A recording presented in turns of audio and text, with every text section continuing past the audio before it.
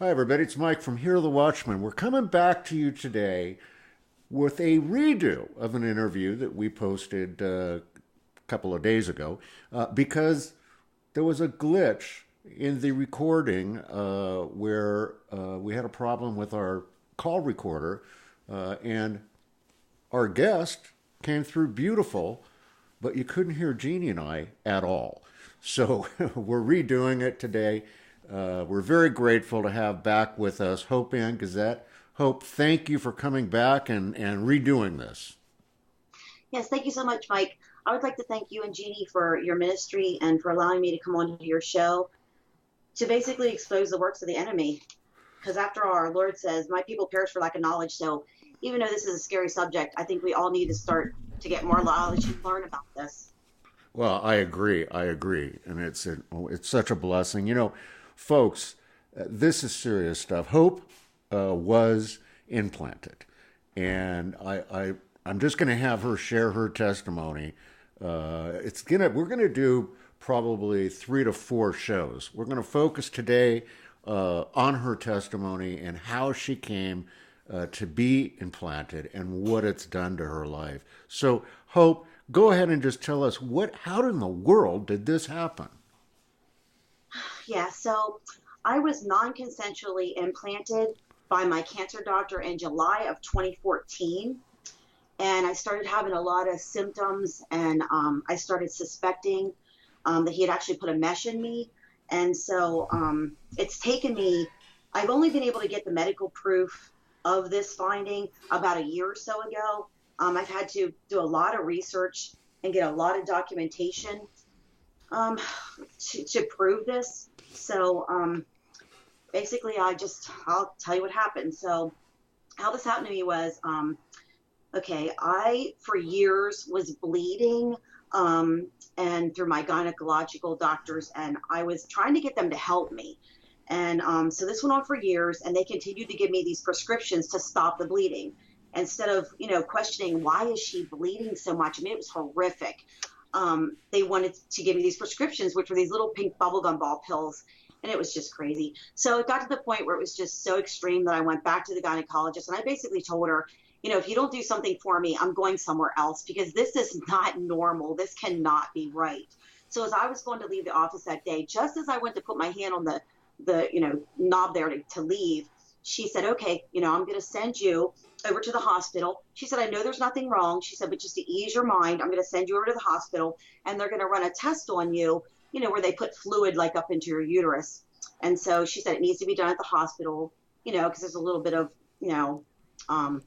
it's kind of dangerous a little bit. So she said, we're going to send you over to the hospital. So I went over to the hospital this day, not really anxious or anything. And so I laid down on the table there, and the doctor, they had me in a special room, I noticed, but the doctor had began to put this fluid, up into my uterus and, checking things out and stuff.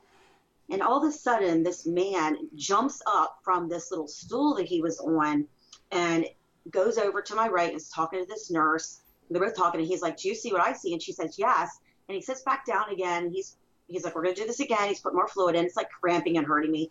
He jumps up again. He says, ma'am, he comes up to my right shoulder. He puts his shoulder on my hand. He says, ma'am, you have a very large object in your uterus that should not be there. And I'm like, what? So he gets back on the stool. He's doing this some more. And he completely jumps up again. And he says, ma'am, it's a baby. It's a baby. Oh my gosh, it's a baby. You're pregnant. And just as I went to throw my hands up in the air to say, how can I be pregnant? Because, I had a hysterectomy back after my Matthew. And he took the screen, the nurse was standing to the right of me, standing in front of the screen. He took the computer screen and literally swung it over in my face. And I was speechless. I was in shock. So on the screen was a 4-inch, it was 4 inches big. You could clearly see it was a baby, clearly see it was a child, head, arms, legs, eyes. You could clearly see it. There was no mistake in it. So I'm just laying there thinking, and he puts his hand on my shoulder and he says, ma'am, you understand this is a fetal demise, don't you? And I said, what does that mean? And he said, well, your child died. He said, this child has been in your body, I think 10 or more years. He said, it's been calcified. And I was just like I was just in like complete shock. So he just immediately starts raising his voice and he says, "Who did this? Who did this? Who did this to you, ma'am?" And I looked and I said, "What?" And he said, "Gynecologist. Who is your gynecologist?" And, in spirit of the moment, not thinking, I turned my head and I looked out the window and you could see the building because it was connected to the hospital. And I said, "You, sir, your people, Center for Women's Health." His mouth dropped.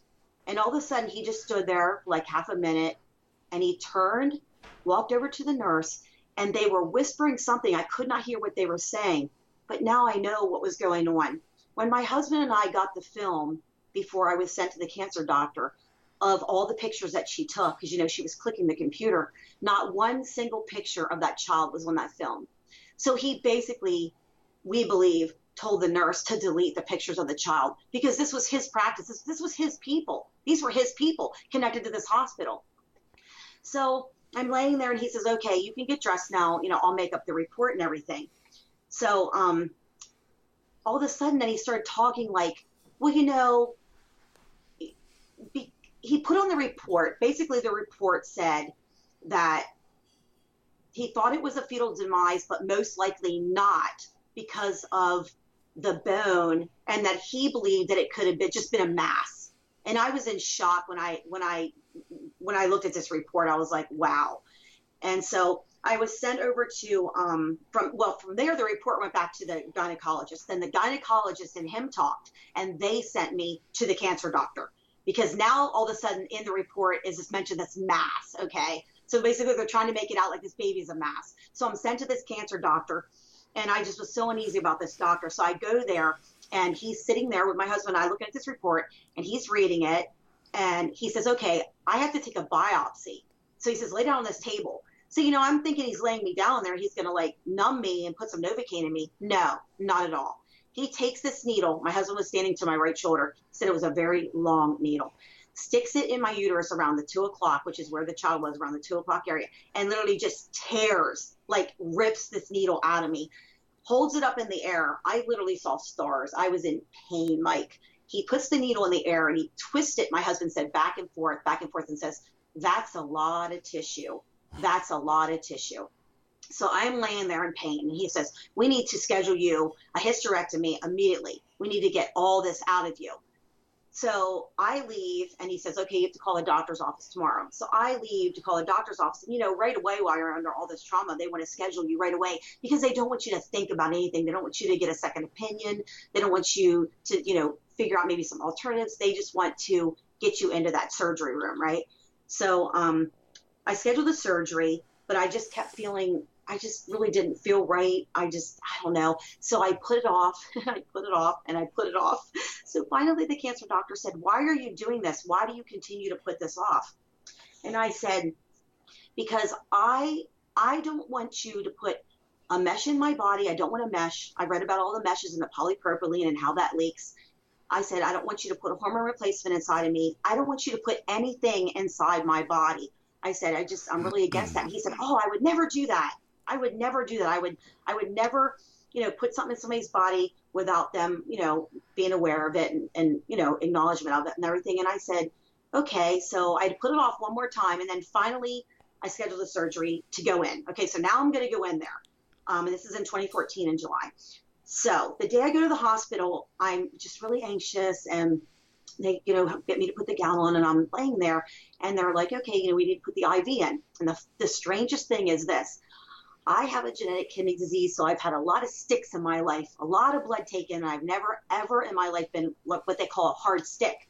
But for some reason, Mike, they could not get this IV in me. They just could not get it in me. I mean, multiple times. It was, and I just feel like that was my red flag to get up and leave. And I didn't. So finally, after multiple sticks, they said, "Well, we need to call somebody from another area, like a professional." So this professional person came down and then, gave me the stick and got the IV in. So I had the surgery and came out of the surgery and, laid there for a while. And I just remember my husband said when he came out of the surgery, he told my husband, "Oh, don't worry. It was not a child. It was a calcified cyst." Because see, you have to understand this cancer doctor had no idea that the hospital doctor had shown me the baby, had shown me our child. So it's like the hospital doctor covered it up, the gynecologist covered it up, and now the cancer doctor is covering it up. It was just, it was just so. Well, let me ask you a question, Hope. I just want to clear something up. I think when you first went in and the doctor told you that you had a calcified baby in your uterus, you knew you couldn't have been pregnant because I think when we just talked now, you said you'd had a hysterectomy after Matthew. I think Yes. you meant to say you had your tubes tied after Matthew, right? Oh, that's what I meant. I'm sorry. Yeah, that's Yeah, okay. I just wanted to clear it up. If anybody was listening, and they'd be like, "Wait, she said she had a hysterectomy." So then now, I had tubes tied between from my child, and then apparently got pregnant in between there. So we're thinking now that I must have been pregnant when they tied my tubes. Right. That's the only thing that that we can think. And now, So, when you went in with the cancer doctor, the surgery that you had was to actually have a hysterectomy? oh yes, they Yeah, were taking okay. everything out of me. Okay. Yes, everything. Okay. So I go home now, and very shortly after being home, he calls me, the cancer doctor, and he tells me, "Oh, it was cancer. It was total cancer. So you have to come in and start chemotherapy. I want you to start chemotherapy treatments right away." And I said, "No, I'm not going to do that. And you know why I'm not going to do that? Because I researched it and I know the history of it and I know, where it comes from and all that." I said, I'm just not going to do that. I'm sorry." So yeah, if a pin could drop, he was very quiet. And then I said, "In fact, doctor, are you aware," which I'm sure you're probably aware, that there's a survey out there where they surveyed you oncologists. They surveyed 100 oncologists and they asked them, if your wife, your daughter, or significant other had cancer, would you chemo your family member? Would you make them do chemotherapy treatments? And out of 100 oncologists, cancer doctors, not one single one of those 100 of them said that they would give chemo treatments to their own family. So, they know something we don't, obviously. So, yeah, so that was that. So basically then, from then on, I continued to go to the appointments, it was every 3 months, every 6 months. I would continue to go to all these appointments. And the funny thing was, he continued to do all these internal exams on me every single time I went to the appointment. But not one single time, year after year, did this man ever take blood from me. Never. And, when you have cancer, they continue to take blood from you to check up on you and all that. Not one time. And when I questioned him, "Why are you not taking blood from me? Why have you never taken blood from me?" He said, "Oh, I don't need that. You're cancer free. You're okay. I don't need that." And it's like, oh, wow. So that was really confusing. But so then back here, now we're in 2019, June of 2019, what happened was, I had to go to a lymphatic treatment appointment in the building where his office is. And so that day I was in there doing the lymphatic drainage treatment, and I just wanted to go upstairs because, his floor, he's up there on the 4th floor. So I went up and I asked the front desk, "Why is this doctor not returning my calls?" Because what happened was, whenever I was beginning to have all these symptoms in the middle of the night when this was going on, I would call him, and this man never, ever returned my calls. And here he's my cancer doctor. So the nurse said to me, "I don't know. Well, what's wrong?" And I said, "What's wrong?" She said, "Yeah." I said, "Do you really want to know?" So the waiting room had about 8, 9 people, and pretty many people in, that morning. And I said, "Your cancer doctor implanted me with this radio frequency, iod and all that." And she was like dumbfounded, and they were like, "Come back with me." But I forgot the one part. I missed one part to tell you. So as years as I was going to these appointments, and I finally got the documentation of this, this situation, I went to that doctor's appointment. So when I went to that doctor's appointment, he came in the room, and this is what I want to tell you. He came in the room, and he wanted to do the exam. And I said, "No, we're not going to do the exam today, doctor." I said, "I know." I pulled the film out of my purse because I was able to go to a Christian doctor, and this Christian doctor was able to get me proof, because you're never going to find a Western doctor to give you proof of this. I'm going to warn you that. So I pulled the film out of my purse and I stuck it right up to his face, and I said, "I know what you did to me." I said, "And this is wrong." And I said, "You're not going to lie to me." And he said, What? I didn't put a mesh in you. I didn't put a mesh in you." And I said, "No, you did not put a mesh in me." And he said, No, I didn't. I know I didn't, because you weren't bleeding a whole lot, so you didn't need a mesh. And I held it up again to his face and I said, stop lying to me. You're lying to me. I know what you did to me. And he put his head down, so shameful. He had his head down and he just stood there for a couple minutes. And then he raised his head up really slowly. He looked at me in my eyes and he said, you're right. You're right. I implanted you. He said, I implanted you with a radio frequency diode, is what he called it, a radio frequency diode. The moment I heard the word radio frequency, I just flipped. I said, this is wrong. This is a human rights violation. This is immoral. This is illegal. I said, are you aware that the World Health Organization has declared this exact technology a cancer-causing carcinogen 2B? Are you aware of that? You're a cancer doctor and you're implanting me, a cancer patient. I said, this is a cancer-causing device. It emits microwave radiation 24/7, 365 days a year. And he just stood there and he didn't say another word. And then I calmed myself down and I said, you know what? Okay, this is what we're going to do. I said, you are going to remove this implant from me, and I'm not going to pay you a dime. You're not going to get a penny from me because what you did is completely wrong and immoral. I said, it's unethical what you did here. I said, I want it removed. He put his head down, and he stood there. It seemed like a whole minute, and all of a sudden, he looked up at me then, and he said, I can't. He said, I can't remove it. He said, even if I wanted to remove this device, he said, I can't. And I said, why can you not? Why can you not remove this? And I literally all but yelled it. He said, I cannot remove this device from you because I wrapped it around your main artery. Oh. And oh my gosh, we just stood there. I was just in complete shock. I was in total shock. Well, now, hey, I got to ask you a question, Hope. What led you to go get this x-ray that showed this? Were you having some sort of symptoms or something? Yes, I was having a lot of symptoms. The first symptom I was having right after the surgery was I was getting this stinging, almost like a bee stinging pain on the, like down below on the left-hand side of my groin, like way low. And it was like a bee sting. And it wasn't all the time, but it would come and go. And it was really strange. But I just kind of blew it off as, you know, it had to do with the surgery and I was still healing. Okay. But then, you know, I started having a rapid heart rate and my body like started heating up, like feeling really hot. And I would literally say to my husband, feel my head, feel my head. I feel like I'm burning up.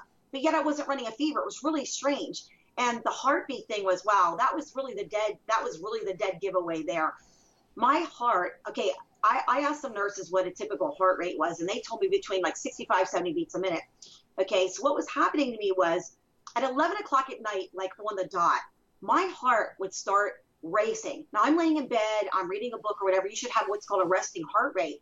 My heartbeat would beat so fast. Literally, I would be testing it like 98 beats a minute. Was so crazy. And it would start at 11 o'clock at night and it would not end until 7 o'clock in the morning. So what I actually researched and found out is that this device is being run by artificial intelligence. It's being run by AI through a smart app, and it runs on a 60-day loop.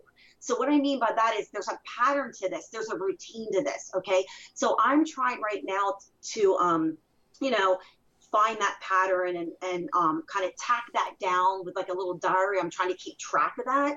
But many symptoms to this. I mean, my symptoms, there's a whole slew. I have 90% of the symptoms, but my symptoms were, you know, the rapid heart rate. I have ringing in the ears now, vertigo, stomach ache and vomiting. My vomiting still has never stopped. Facial swelling and head pressure like you would not believe. Dehydration, insomnia, obviously, because this does it to me all night on a 60-day loop, the insomnia. And another really weird thing is I can be laying there. I'm a tummy sleeper, and I can be laying there and I just have my arms kind of, you know, up on the pillow. And my fingers, you can literally feel like a shocking electrical tingling in your fingers that starts like at your wrist and goes up. It's really strange. It's just, wow, it's so strange. But I want to read to you what a radio frequency ID device is. I want to read to you the definition of this, okay? That sounds good. If you pull up under the Department of Homeland Security, okay, what a radio frequency ID, RFID, actually is, which is what this device is, okay? It says here on the Department of Homeland Security, it says radio frequency identification, RFID, technology, uses radio waves to identify people or objects. there is a device that reads information contained in a wireless device or tag from a distance without making any physical contact or requiring a line of sight. Okay?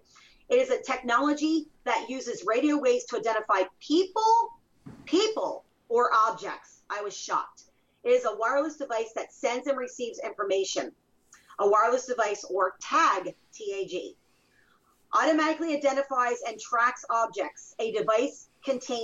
This device contains electronically stored information. It's actually in the device, electronically stored information. So these were definitions I came across, especially this one with the Department of Homeland Security, and that to me was that was pretty shocking. And if you guys doubt that, I want to read to you something here out of this book called The Invisible Crime. It's by Michael F. Bell, B-E-L-L.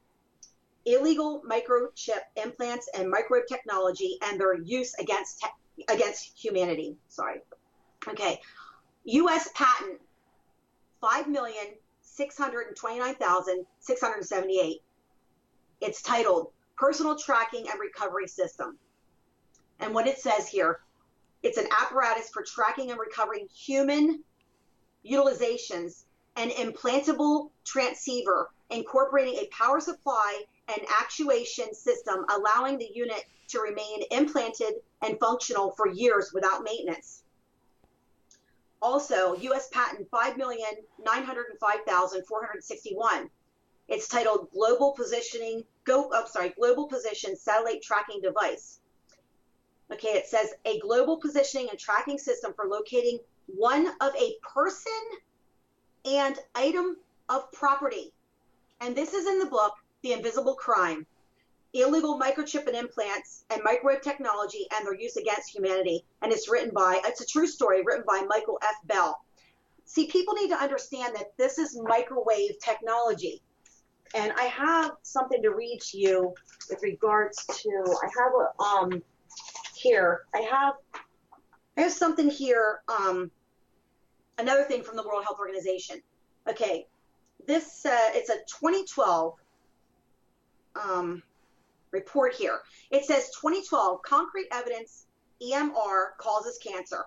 So this is electric microwave radiation, which is what is being emitted from this device, this RFID device, okay? It says here, Dr. Annie Sasko, PhD, who worked 22 years in the World Health Organization's International Agency for Research in Cancer, IARC, including 9 as group leader, then was unit chief of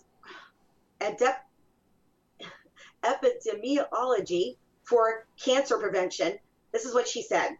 Despite the voices of industry, funded scientists saying otherwise, there is concrete, she has underlined, concrete evidence that mobiles/cell phones and Wi-Fi cause cancer in humans.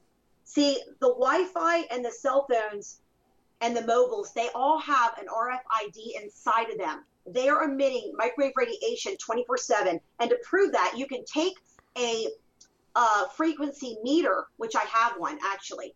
It's an RF meter, and you can take it around your house. I'm going to do a show on that, how you can prevent and block this stuff out of your house. You can take it around, against these devices, and it actually screams and goes off the chart. I mean, so you can actually test this. You know what I mean? But yeah, it's microwave radiation coming off this. So you can imagine when I said to the doctor, how dare you as a cancer doctor? He took a Hippocratic oath to not, harm his patients. And here he's a cancer doctor implanting cancer patients with a cancer-causing technology. I mean, it's demonic. It really is, Mike. It's demonic. And to me, it's harassment. It really is. It's a form of harassment. Well, it's actually, it's criminal. I mean, what he did to you is criminal. Hope, we're gonna have to wrap this episode up today, folks. I want you to know that Hope's gonna be back. We're gonna talk a lot more, especially about what you can do if you think that you might have been chipped. What do you do?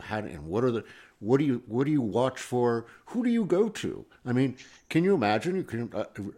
Hope, can you just go down to your local doctor and say, I need an x-ray and expect to get the truth? Or They Oh, get. absolutely not. I thought Absolutely that. not. That's what I thought. There's no Western doctor that's going to give you this evidence. You really need to go to a Christian doctor in Right. order to get this kind of evidence. And that's how I was able to get the films that I got. Right. Well, we'll talk more about that. Hope. I want to thank you again for repeating this interview. I'm sorry Jeannie couldn't be here today, but it's just I really appreciate you taking the time, folks. I want to apologize for the problem that we had earlier, and I hope to see some of you at Hear the Watchman next week. Just go to www.hearthewatchman.com. You'll see all the details. We'll be out in Orange County, California, in Irvine. So please take a look there. Drop me a note if you have any questions, and hopefully we'll see you there. Hope, again, thank you so much for being with us. Thanks a lot, Mike. Appreciate it. We'll see you all next time here on The Watchman's Report.